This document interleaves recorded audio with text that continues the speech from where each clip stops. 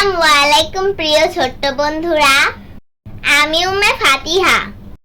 আজ নিয়ে এসেছি শিয়াল পণ্ডিতের এক দারুণ উড়ন্ত টুপির কাহিনী। শিয়াল পণ্ডিত নতুন একটা টুপি কিনেছে। টুপিটা এত সুন্দর যে সে বলল, এই টুপির বিশেষ ক্ষমতা আছে, এটা আমাকে আকাশে উড়িয়ে নিতে পারবে।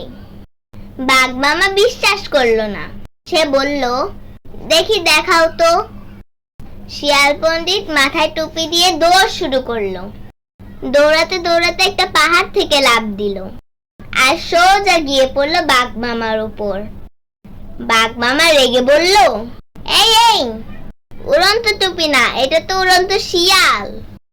তখন সব প্রাণী হেসে গড়াগড়ি খেতে লাগলো। শিয়াল হেসে বলল, বন্ধুরা, অতিরিক্ত গর্ব কখনো করা উচিত নয়। ইসলাম আমাদের বিনয়ী হতে শিখায়। হাদিসে এসেছে, যার অন্তরে সামান্য অহংকারও থাকবে সে জান্নাতে প্রবেশ করতে পারবে না। তোমরা বিনয়ী থেকো, সবাইকে ভালোবাসো, ভালো ভাববে, ভালো থাকবে। আল্লাহ হাফেজ।